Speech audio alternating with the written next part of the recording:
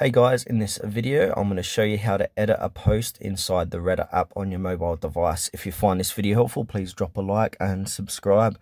In saying that, let's just jump straight into the video. Alright, so what you first need to do is open up Reddit, and then from here, you need to click onto your profile, top right hand corner of the page here. And then from here, you need to click onto where it says Karma, and then click on View Profile. And now here's where all your posts will be. So at the moment, I've just got, this is my test account on Reddit.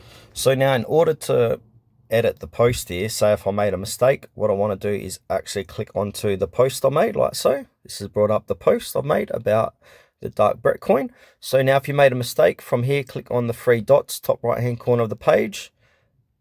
Then this will appear, click onto edit. And now go ahead and edit this, your post. And once you've done that, go ahead and click save. As you can see, it's updating.